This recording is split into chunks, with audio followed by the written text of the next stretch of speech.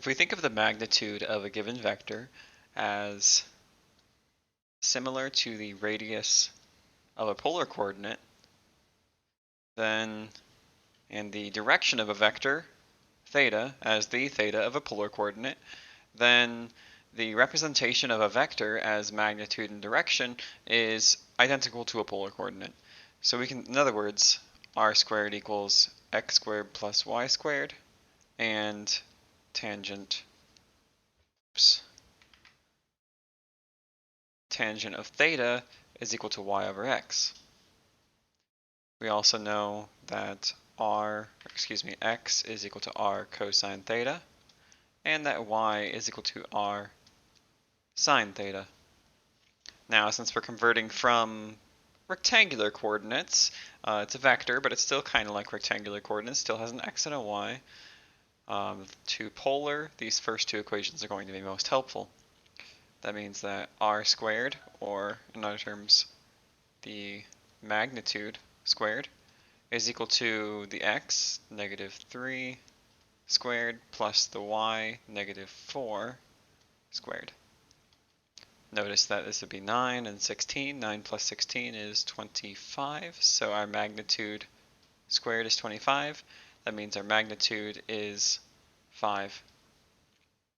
And we always choose the positive version for magnitude. The direction can be found using this tangent of theta is equal to y over x, so tangent of theta is equal to y here is -4. X here is -3, so we have -4/3, or excuse me, positive 4/3.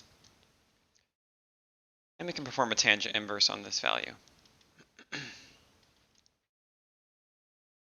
One thing to keep in mind whenever you perform a tangent inverse like this is what quadrant our number should be in. Notice that both our x and our y values are negative. That means our vector is in the third quadrant, but a tangent inverse can only produce values in the first and negative first quadrant, or the fourth quadrant, but shifted backwards 2 pi. If you notice, the point that we're going to get from here, if you plug this into a calculator, is in the first quadrant. The theta I get will be in the first quadrant. In order to get from this angle to the correct angle over here, we just add pi. So let's plug those numbers into a calculator and see what we get.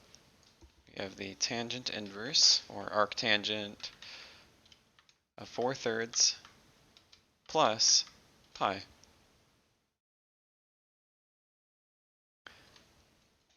And I get a decimal approximation of roughly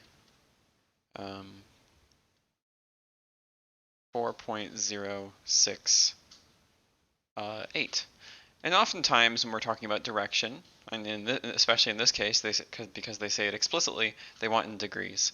And even though this value down here doesn't have a pi in it, that doesn't mean it's not measured in radians.